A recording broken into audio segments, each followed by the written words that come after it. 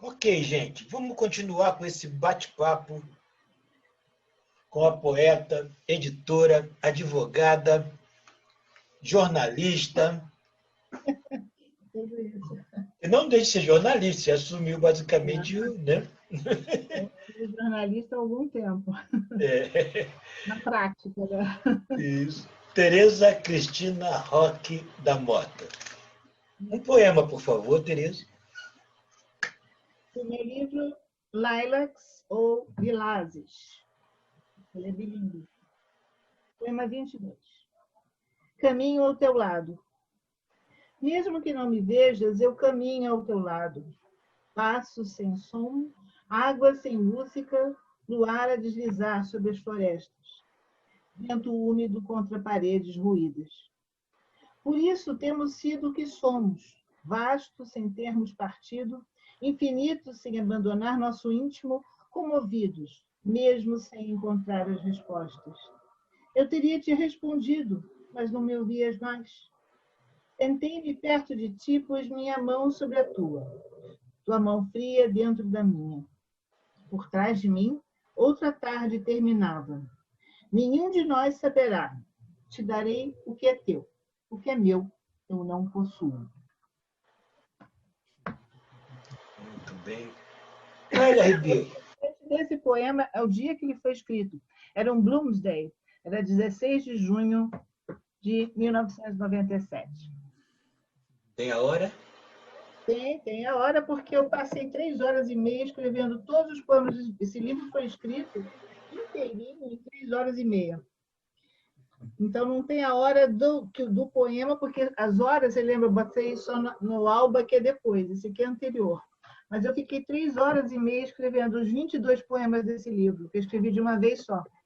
Então, deveria ser tipo 4 horas da tarde, a hora que eu terminei. Olha, Ribeiro. Oi, Tereza, tudo bem, querida? Tudo bem?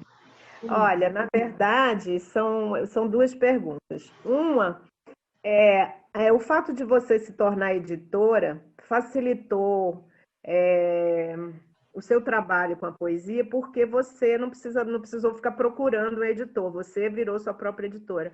Mas no que a sua nova atividade, que você começou essa atividade de editora, atrapalhou o seu fazer poético? Diminuiu o seu tempo, você perdeu um pouco em alguma coisa, você perdeu alguma coisa do poeta com essa nova atividade de editora? Não. E assim, a segunda pergunta é qual é o principal motivo para você dizer não, eu não vou editar esse livro? Pergunta difícil essa. Primeiro, eu voltei a escrever a partir de 95, quando eu lancei o Areal. Lancei outro livro em 98, lancei Alba em 2001. Aí eu continuei escrevendo diariamente. Eu escrevia todos os dias. Às vezes mais de um poema por dia. Então, a minha atividade poética, ela se intensificou, independentemente da atividade editorial que foi paralela. E justamente por conviver com tantos poetas, eu tinha combustível para escrever mais. Então, estar em contato com esses poetas havia uma troca muito grande. Eu editava um determinado poeta, esse poeta me inspirava a escrever.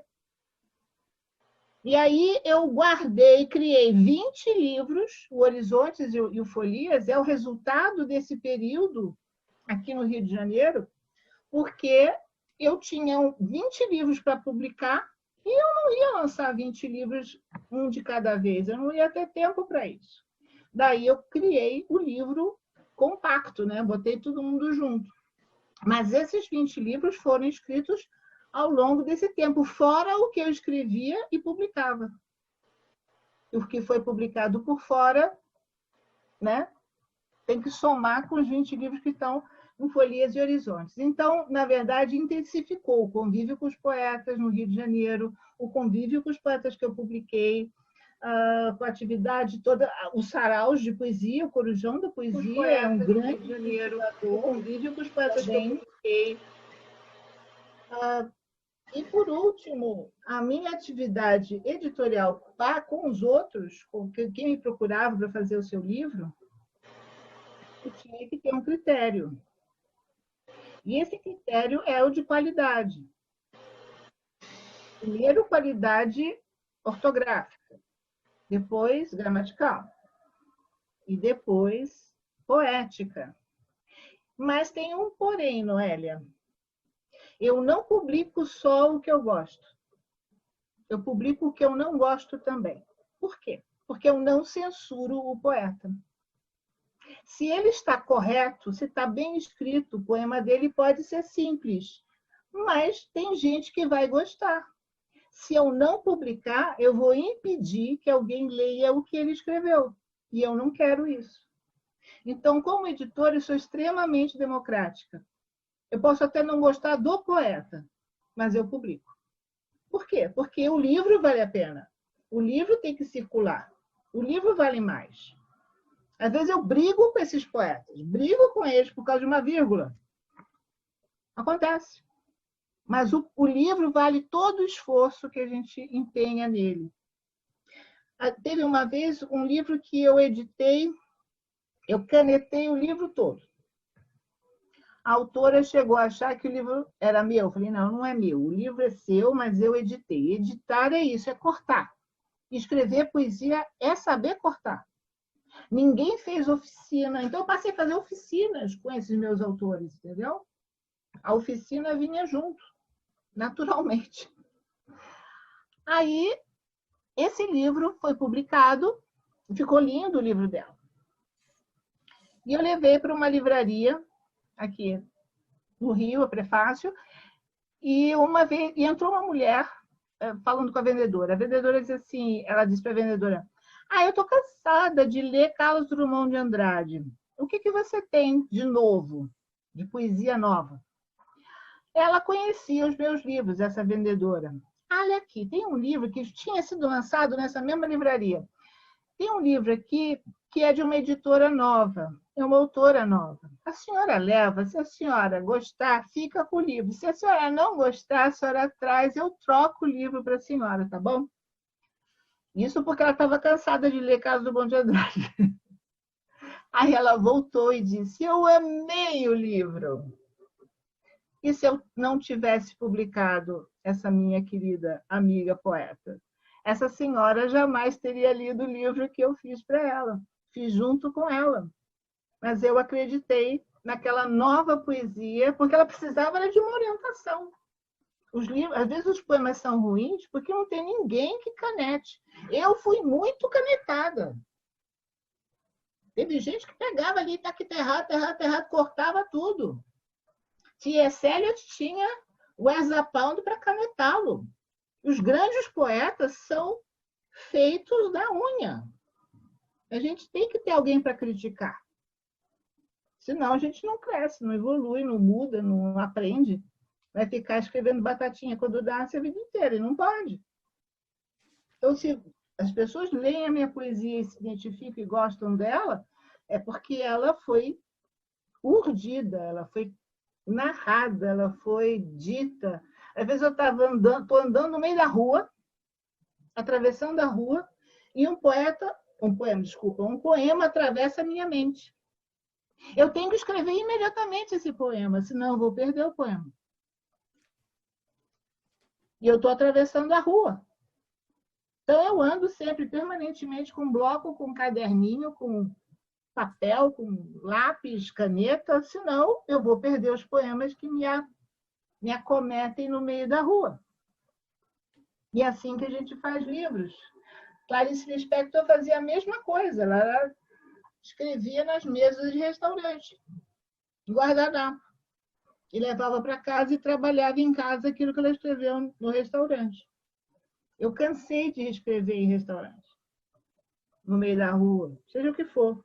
E me proponho os temas, né? Eu quero escrever sobre tal assunto, então eu pesquiso aquele assunto, como Abelardo Heloísa, Marco Polo, a Princesa Azul, as Liras de Marília, tudo isso é resultado de pesquisa, de um tema feminino, dando voz às mulheres que a história não deu. Mas isso é uma das sendas daquilo que eu faço, fora os livros individuais que não têm um tema central. Mas o Lilazes tem um tema, que é um poema do Eliot. E aí eu trabalhei, e é um grande poeta. E esse poema dele, A Terra Devastada, é um poema seminal, um poema matriz. Ele inspirou inúmeros poetas, e a mim também. E eu passei 3 horas e meia escrevendo esse poema, porque é aquela coisa, uma descarga, né? Vem aquilo, você tem que escrever. O poema pega você e você tem que escrever. Ai, ai. Respondi você, Noélia? Respondi? Respondeu, querida. Obrigada. Obrigada. Então, Pode. outra pergunta? Olha só. Siga.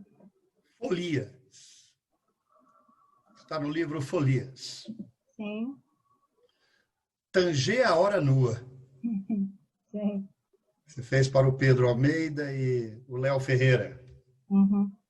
Eu acho muito lindo esse poema. E esse Marco Antônio, o qual te conhece, tem um contato com a sua poética, ele me mandou. Tangemos horas nuas, fontes, repastos, rebentos. Vivemos por sermos fartos, vastos, largos, imensos. Tecemos por dentro a hora, antes de termos medo. Fomos tão pequenos, primeiros entre os primeiros. Despiam assim os mitos, vértebras, lápis, eras, e entre palavras vivemos, estes ermos longos e tensos. E teve uma coisa muito interessante que ele falou comigo. Ele falou assim: Josafá, eu estou te mandando tudo isso da Teresa para que você aprenda como eu aprendi. Que ler a Teresa Cristina é sempre uma experiência poética, não somente para ser lida, mas para ser relida, relida, relida e relida. Achei interessante quando ele colocou isso. Tem uma coisa que você comentou, Teresa, que é muito interessante, e a gente vai encontrando identificações, né?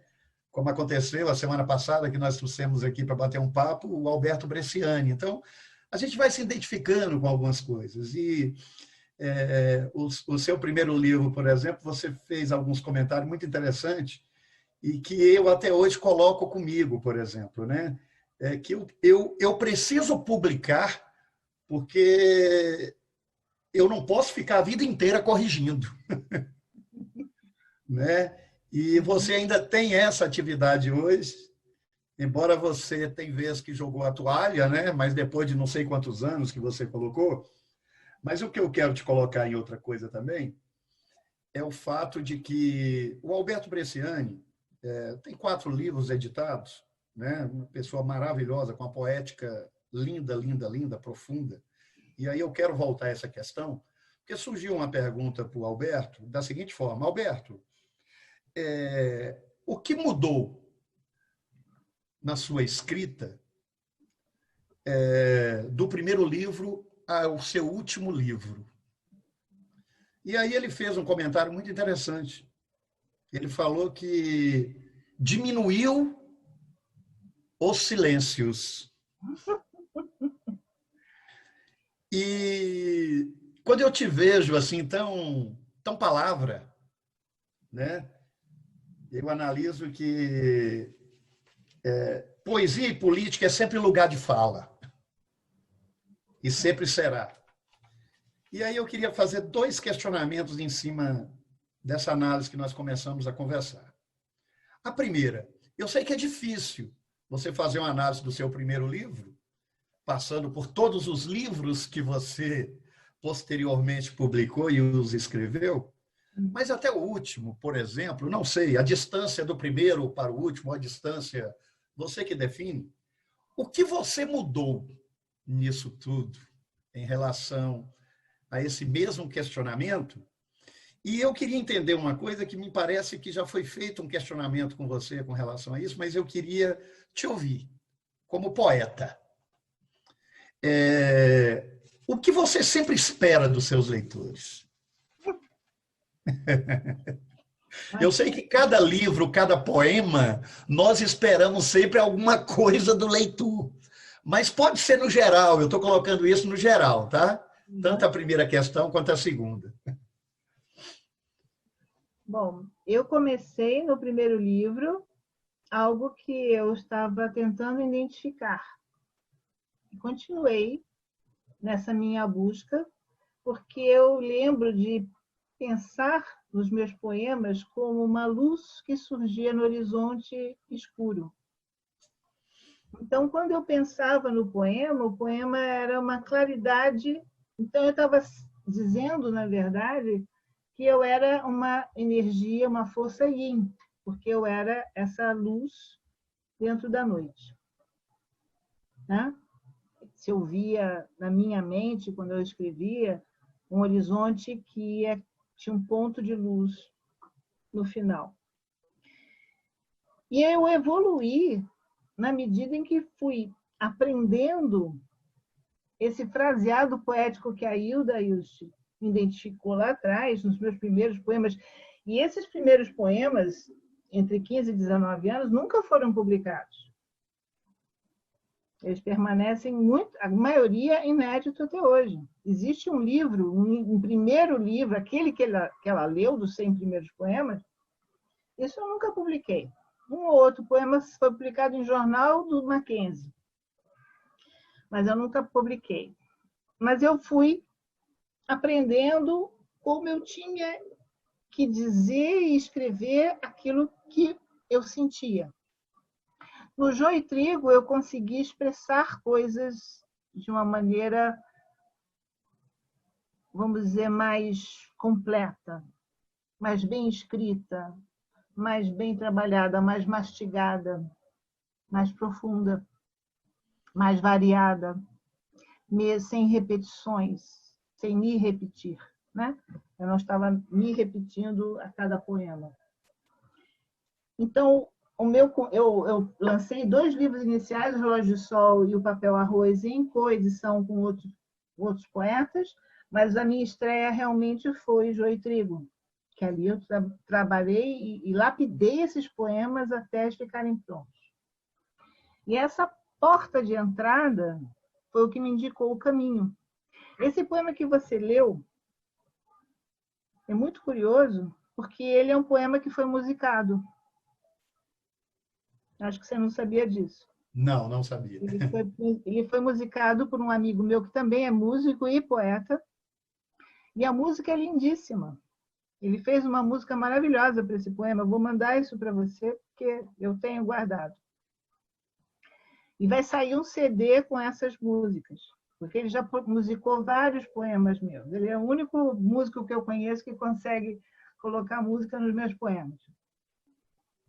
Então, eu sei que eu fui crescendo. Oi, Maria Ângela, querida, amada, minha amiga Mari. É como se eu estivesse escrevendo, na verdade, o mesmo poema até hoje. Eu continuei escrevendo. A poesia, para mim, eu vejo como partes de diálogos. É aquilo que eu digo ao outro. Eu sempre tive um interlocutor mental imaginário que está me ouvindo enquanto eu falo, enquanto eu escrevo. Eu escrevo para alguém. Seja alguém presente, seja alguém imaginado. Na ausência de alguém real, ia ser alguém imaginário também. E sempre uma busca do melhor ouvinte. Né? Coisas que eu tinha que dizer para essa pessoa. Todos os poemas têm essa... O poema que o Jorge leu, que eu dediquei a Leila Olli, esse poema está dedicado a ela, o melhor. Não foi escrito para ela, mas ela gostou tanto do poema quando ela ouviu, que eu dediquei a ela porque ela se afeiçoou ao poema. Então, aí vem a sua outra pergunta. O que eu espero do meu leitor? E aqui nós temos uma leitora maravilhosa, que é Mariângela Basbus, que está aqui nos ouvindo. Eu descobri a Mari porque ela queria o meu livro. Eu não conhecia a Mari. E ela também não sabia o que eu escrevia, mas ela gostou do título do livro e do aspecto do livro. Então, ela comprou um livro e, por azar, esse livro estava esgotado. Porque eu tinha feito muito poucos exemplares e tinha dado os exemplares para o outro autor, que é um livro feito a 4 mãos. Chama-se Minha Mão Contei Palavras que Eu Não Escrevo. E por causa da Mari, eu reimprimi o livro. Era um livro que eu achava que eu não ia ter como reimprimir, porque eu estava sem dinheiro para reimprimir o livro. Mas eu tive que encontrar uma gráfica com um preço bom, faltava encontrar. E achei. O preço da gráfica foi sensacional. E tudo porque a Mari queria o livro. Então, os meus leitores me surpreendem. Porque eles querem ler o que eu escrevo. E tem pessoas que viram para mim e falam: o seu poema respondeu minha pergunta. Se eu nem sabia qual era a pergunta, como é que eu consegui responder? Aí eu descobri, Josafá, que o que eu escrevo são respostas. Eu não sei a pergunta, mas eu estou respondendo. E seja quem for que tiver que ler, por isso que eu não censuro poesia de ninguém, nem mesmo a minha. Porque aquele poema vai servir para alguém em algum momento. Eu não sei quem. Mas eu já fui surpreendida muitas vezes com pessoas maravilhosas me dizendo coisas lindas sobre o que eu escrevo. Então, eu escrevo para essas pessoas, mesmo que eu não as conheça. E, por sorte, eu fiquei amiga da Mari, mas foi por causa de um livro. Se não fosse esse livro, eu jamais teria encontrado a Mariângela Basbus, que acabou de entrar e está aí, sentadinha, lindinha, minha amiga. Eu fiz questão de levar o livro na casa dela, porque eu falei assim: Mari, eu estou sem o livro, você pode esperar um pouquinho ele ficar pronto? Era assim, tipo, 2 semanas, ficava pronto rapidinho. E ela: não, tudo bem, eu espero. Então, pela paciência dela, eu fui levar o livro na casa dela. Que legal. Tornamos grandes amigas e Mariângela conheceu Leila Olli, nós estamos falando dela, e temos muita coisa em comum. E eu devo tudo isso à poesia. Eu agradeço, já vou agradecendo de já, ao Fernando, ao Josafá, ao Jorge, à Noélia. Vou agradecer pelo seguinte: a poesia me levou aos melhores lugares e me trouxe as melhores pessoas. Eu devo tudo à poesia. Eu não seria eu sem ela. Sem a poesia, eu não seria quem eu sou. Muito obrigado. Respondido. Respondido. Jorge, passa a bola, Jorge. A hora última. Despregar-se e se desfazer da carne. Deixar a casa antes habitada para os sábios que nos sobrevêm. Distanciar-se em viagem só de ida, em que se compõe o verso de volta. Deixar ir, por não poder não ser. Pois todas as coisas finitas contêm seu próprio cárcere. Despossuir-se antes da hora, o olhar perdido que dilui o tempo em frações ínfimas, acolher da memória o que restou. 1/9/2011, Tereza Cristina Roque da Mota. Agora um fragmento para embasar a pergunta. Um fragmento agora de um poema do Manuel de Freitas, um poeta contemporâneo português. Abre aspas. A poesia serve, às vezes, para nos A poesia serve, às vezes, para nos sentirmos um pouco mais tristes, solitários e deslocados, pois não ignora, indiferente ao olhar breve que trocamos, a pressa com que a tarde se dissolve, e nós também. Tereza, será que podemos dizer, será que podemos concordar que, de alguma forma, a poesia ajuda o poeta e quem a lê, e o leitor de poesia, a aceitar melhor a transitoriedade da vida humana? Porque nós sabemos que o ser humano ele tem uma facilidade enorme, aliás, ele necessita disso, né, de construir narrativas que justifiquem a presença dele na Terra. Né? Nós sabemos perfeitamente que o homem ele constrói narrativas que o diferenciem dos outros animais presentes na Terra. E que, na verdade, quando morremos, nós morremos como qualquer outro animal, né, desse planeta. E a morte nos aterroriza, ou a grande maioria. Podemos dizer que a poesia, de alguma forma, ela nos ajuda a aceitar a transitoriedade da vida, ou que a poesia ela humaniza o fim? Boa colocação.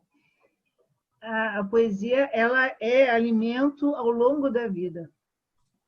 E é justamente o que vai nos levar até o fim, explicando por que estamos aqui, para que estamos aqui e por quem. Eu não faço tudo o que faço só por mim. Isso eu já me capacitei há algum tempo. Se a poesia é uma missão, isso com o João do Corujão, eu disse isso para ele, e a Olga Savari me ratificou isso há algum tempo, a poesia é um sacerdócio. Você se torna um sacerdote dessa palavra. Você leva essa palavra às pessoas que vão precisar dela, e você mesmo não sabe qual é a sua missão. Eu não sabia o que eu estava fazendo há 40 anos, quando eu comecei, há 20 anos, quando eu abri a editora. Quando eu lancei cada um dos meus livros, eu não sabia o que iria acontecer. Mas esse sacerdócio me faz seguir em frente, seja para onde eu for, seja quem eu conhecer. Eu vou até Brasília, como eu já fui até Brasília, e era uma missão. Eu já fui a Curitiba, e era uma missão encontrar as pessoas lá. Fui a Porto Alegre, fui a Recife, fui a São Paulo, fui a cada lugar, e fui aos Estados Unidos, e fui para a Europa, porque a poesia me levou.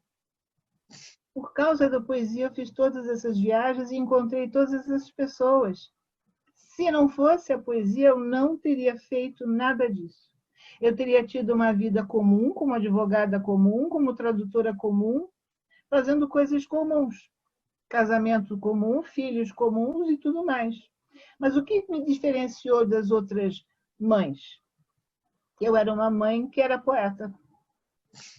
Eu era uma mulher que publicava livros.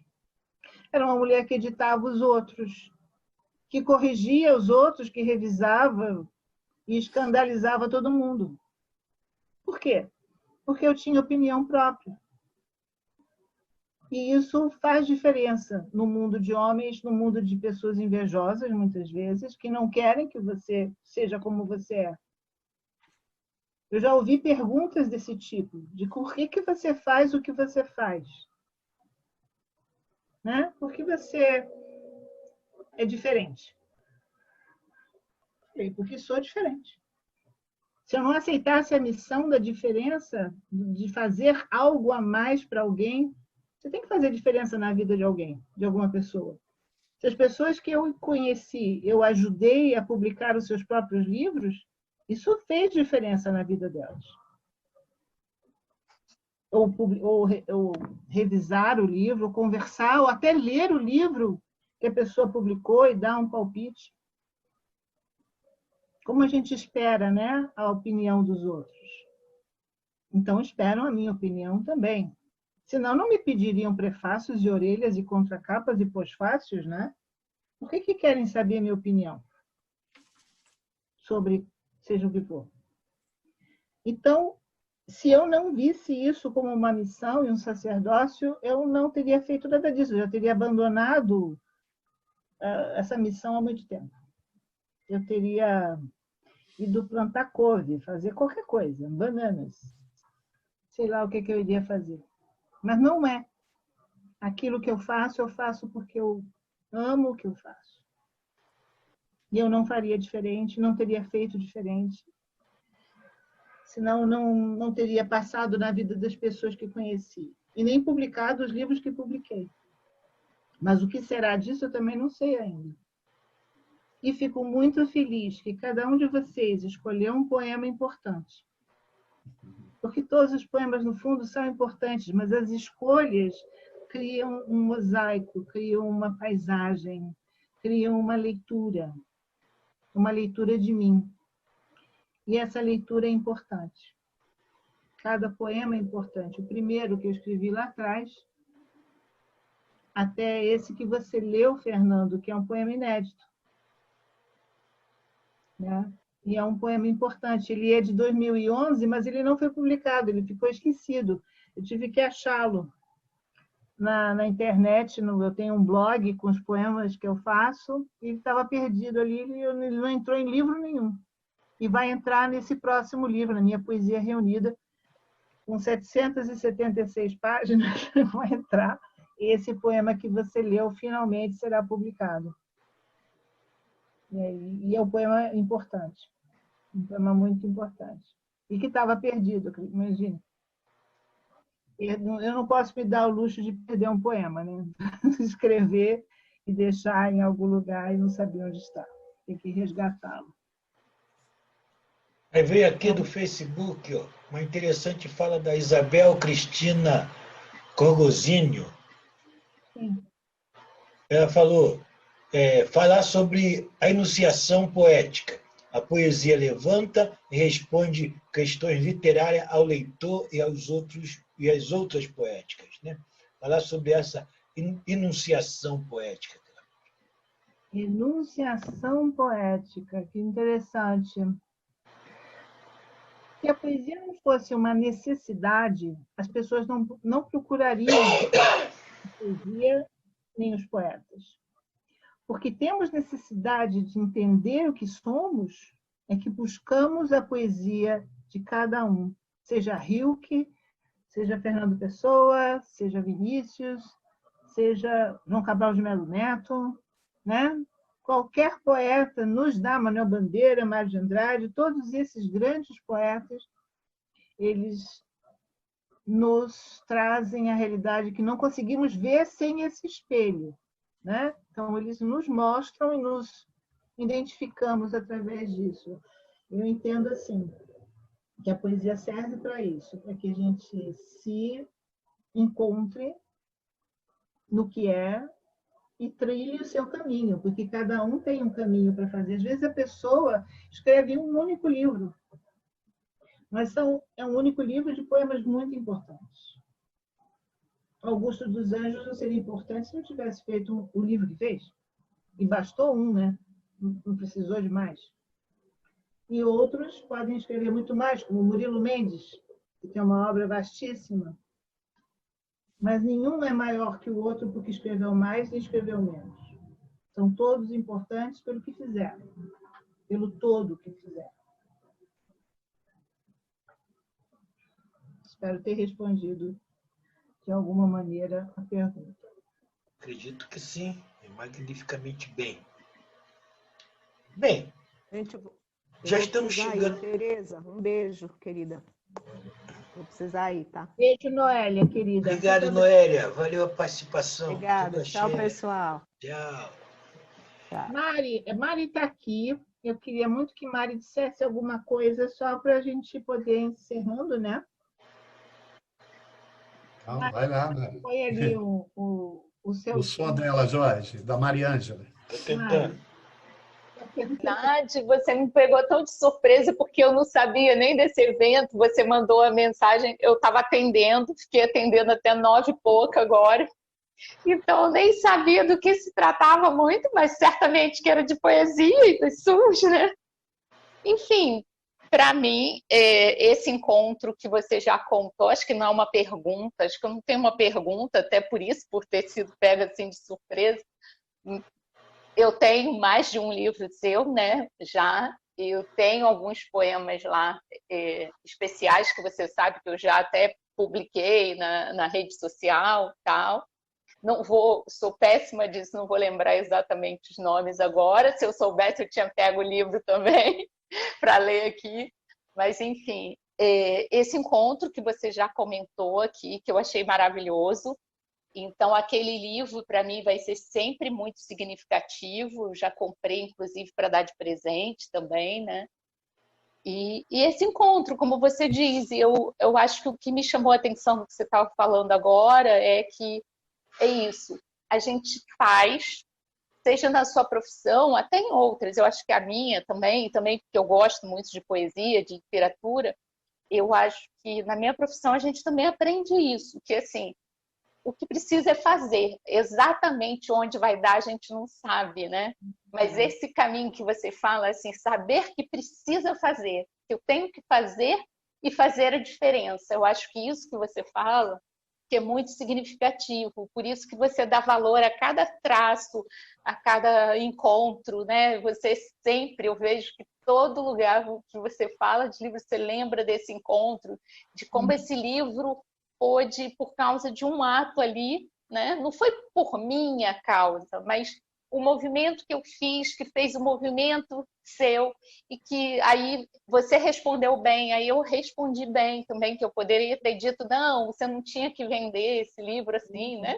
Enfim, o movimento de cada um ali pode dar em muitas coisas, e muitas coisas legais. E essa frase que você repete também, né, de te levou aos melhores lugares e às melhores pessoas, eu gravo muito também, porque é isso, eu acho que é isso, fazer os encontros valerem a pena, né? Ou seja...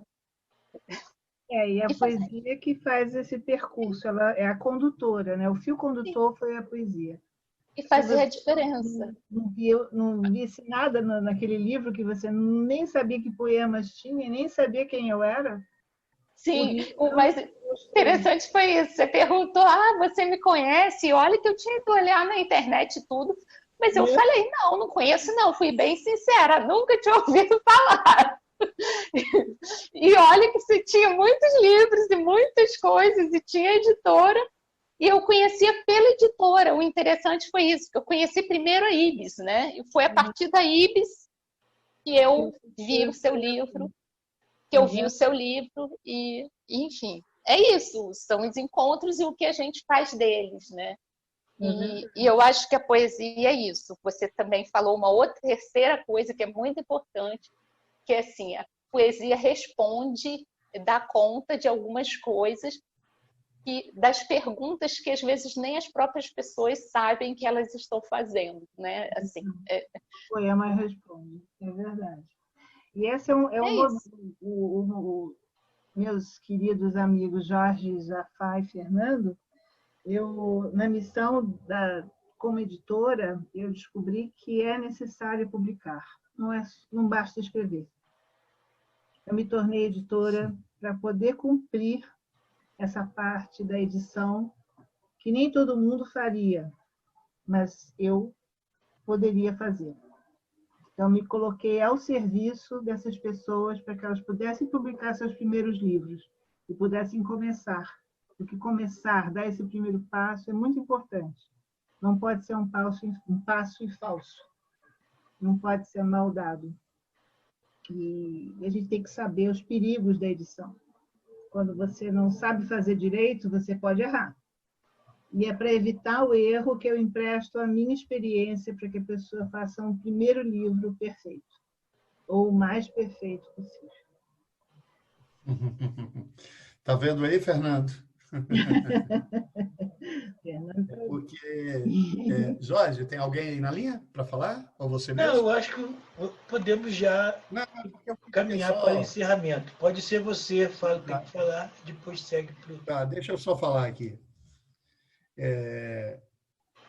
Tem uma coisa interessante em sua poética, Tereza, que eu sempre costumo falar, né? Que em sua poética nada sobra e nada falta. E tem um poema seu aqui que explicita muito bem isso, né? Corpos Submersos, que você dedicou ao Cláudio Willer, né? É o Cláudio Willer. Dorso arcado, bramindo no ar. Face esculpida, mar estendido sobre corpos imersos. Beijo em haste, cálice, corola e pétalas. Metamorfose noturna, antigo motivo, movimento. Tempo, ausência, palavras. Momento disperso, fonte alpina, asas perdidas em voo, canto de pássaros, floresta, árvores murmurantes e dialéticas, negritude, claridão. Eu achei lindo esse... Eu gosto muito desse jogo de palavras que você utiliza, por isso que aquela primeira pergunta que eu te fiz foi que eu encontro em sua poética muita palavra, né? Eu sempre falo que poesia para mim é palavra. Eu até brinco às vezes, né? Que eu tive a oportunidade de repente ter um contato com o Manuel de Barros e ele teve um dilema uma vez conversando e tal. Ele fez um questionamento que ele falou que o mel que é mãe da abelha. E aí eu peguei isso e brinquei. Eu falei assim, se o mel é mãe da abelha, o ovo é mãe da galinha. E a palavra é mãe da poesia. E aí o que é interessante observar nisso tudo é que eu vejo muito bem essa questão da palavra, que eu critico bem hoje, enquanto leitor, e isso aí eu vou falar sempre. Eu sempre tive em mente que eu sempre primei e continuarei primando na minha vida de ser sempre um bom leitor. Poeta, para mim, é uma condição o qual eu acrescento alguma coisa de quem e a quem eu leio. E aí me veio um questionamento final com relação a tudo isso, é que, tendo em vista esse questionamento, até mesmo que a Mariângela colocou e que você solicitou, e isso tudo que eu também estou a falar,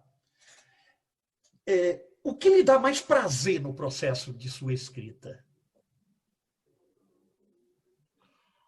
É a descoberta do que eu tenho que dizer.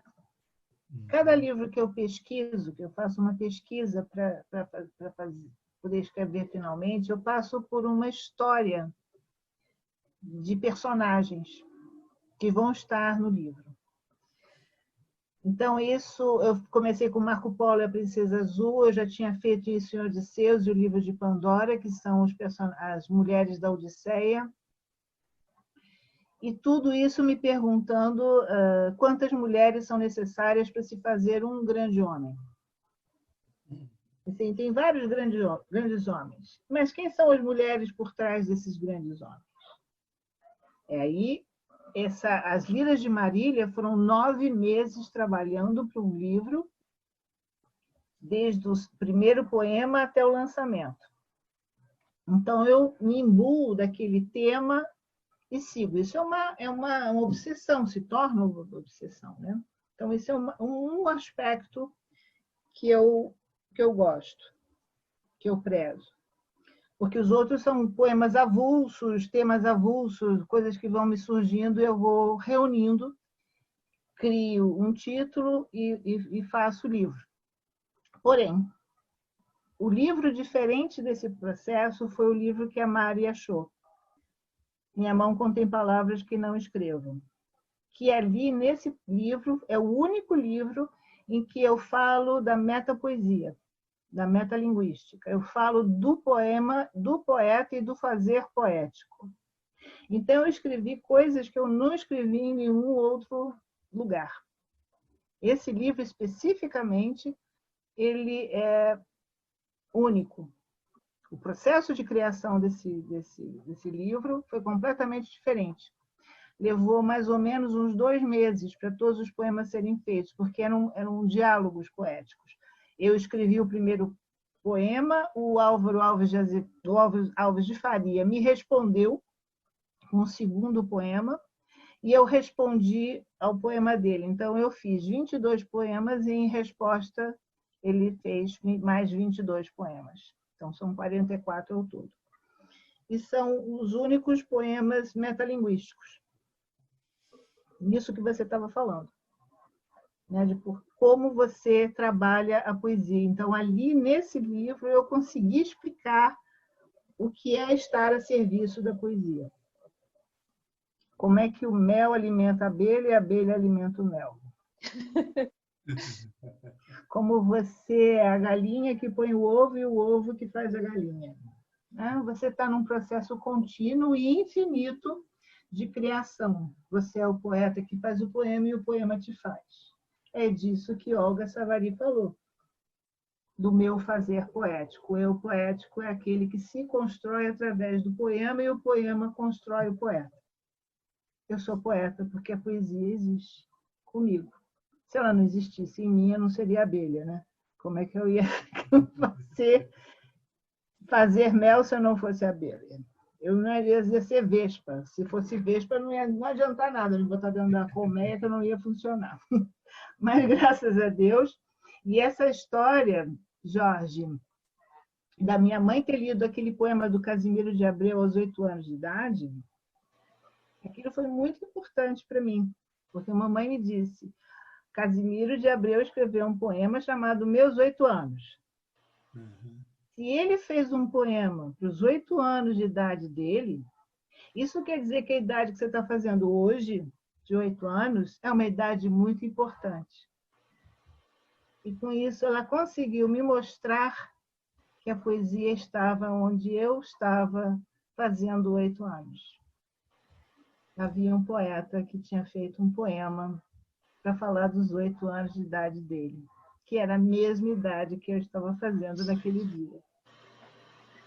É uma iluminação. Nessa hora tem uma epifania, né?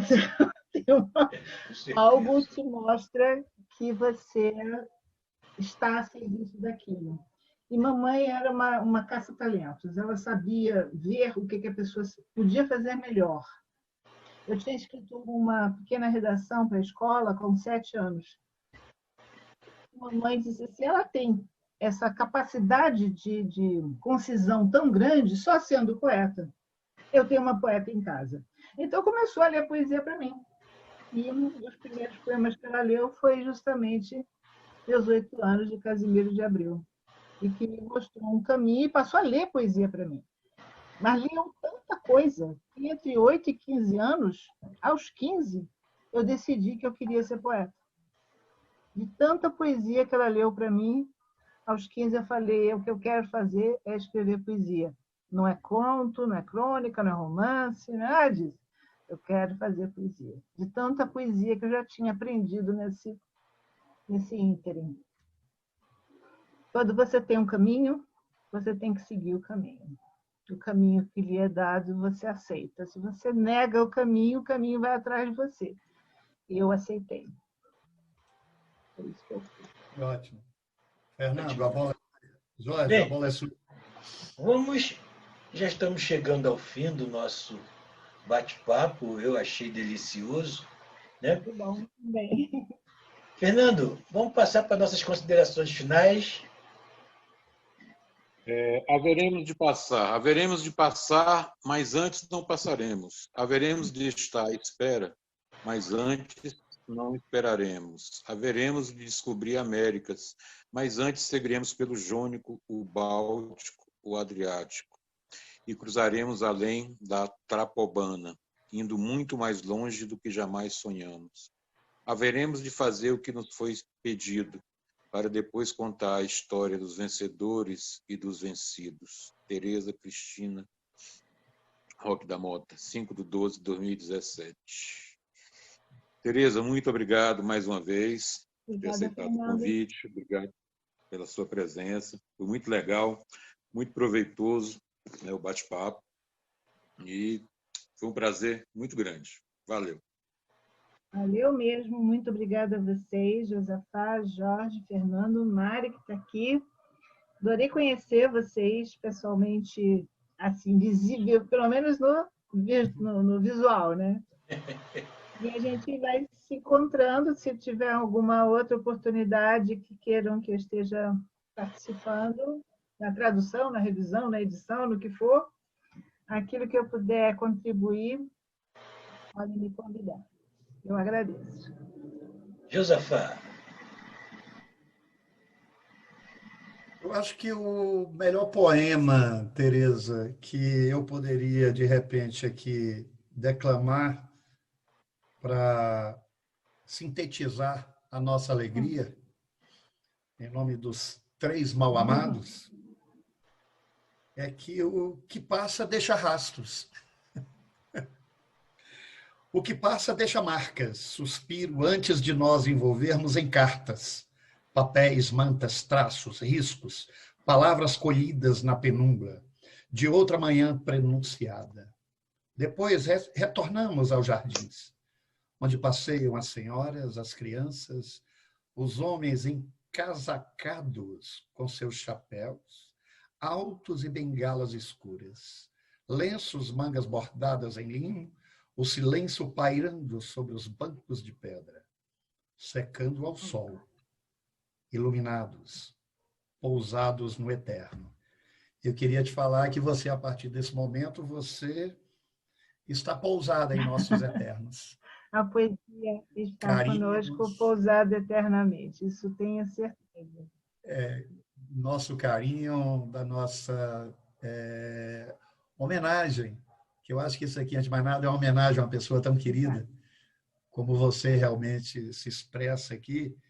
E eu vou seguir realmente o que o colega falou. Não basta só te ler, não. A gente tem que reler, reler, reler e reler. Muito obrigado por essa satisfação imensa que você nos trouxe com a sua poética, suas palavras e principalmente a sua experiência. Muito obrigada, queridos. Obrigada, Mari. Jorge, você é ótimo, viu? Adorei você. Tem um super cara. Fernando, você é demais. Adorei. Não podia imaginar estarem escondidos todos em Brasília e eu sem saber disso. Ainda bem que a gente se encontrou. Obrigada. E de agora por diante, você vai fazer como o Alberto Bresciani, você vai diminuir os silêncios. Ah, sim, com certeza. Concordo. Concordo em gênero, número e grau. Tereza Cristina, os 3 mal-amados, queria agradecer muito a sua presença.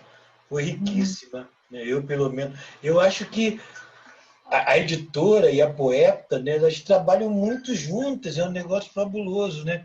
E você consegue discernir bem isso, consegue se colocar bem na hora de editar um poema e na hora também de ser a poeta, né? De ter aquela liberdade que a gente sempre tem. Mas por que ele quer cortar exatamente isso, né? Que eu estou aqui pensando, porque né? Precisa. É porque precisa, né? Exatamente, né? Leucoteia. Tua força dobra meu corpo, sou tua, e mesmo assim não sou quem te afaga, não sou quem te faz feliz. Me tomas como tua única amada e bem sei que não sou. No entanto, ao partir, me levará contigo, não importa onde vais. É o que a gente vai fazer com o poema de Tereza Cristina Roque de Mota. Eu vou agradecer mais uma vez. Né? Os 3 mal-amados ficam muito felizes. Esse programa ele é disponibilizado depois na rede, ok? Né? Então, nós vamos passar para você o link e a gente pode distribuir, que é sempre uma aula. Eu acho que quem escutar, hoje vai ter exatamente uma aula de poesia e não e num quesito muito interessante, né? Porque ao mesmo tempo que tem o fazer poético, tem o editar poesia, né? O publicar poesia. A gente conseguiu falar disso, eu achei de uma coisa muito riquíssima. A gente sabe que não só... Anda junto. Eu achei... Anda junto. Essas coisas andam juntas, o poeta, o editor e o leitor, os três são inseparáveis. Nós somos leitores, somos autores e editores de nós mesmos, muitas vezes, ou junto com o livro que se edita. Então, a gente aprende um com o outro. Isso é fatal. Então, gente... Cada vezes falamos-nos e qualquer coisa pode entrar em contato. Mari, querida, beijo grande para você. A gente tem que seguir logo. Ela está aqui no Rio e a gente não se encontra. E esse bate-papo tem todas as terças-feiras nesse horário, viu? Ah, é? Legal. Na outra terça-feira, nosso tema vai ser poesia e crítica. É um debate muito interessante, que aí não é como radar, são 3 pessoas que vêm, a gente conversa com ela para debater esses assuntos. E também é aberto, que a gente convida, as pessoas podem vir. Gente, muito obrigado. Boa noite. Beijo, boa noite para vocês. Tchau, Mari. De um poema, pensando nisso, desse livro aqui chamado Sabá. É de 98. Ele tem um último poema que fala dessa efemeridade da permanência da poesia. Curva-te sobre mim e me escuta. Não mais avançarás sobre areias.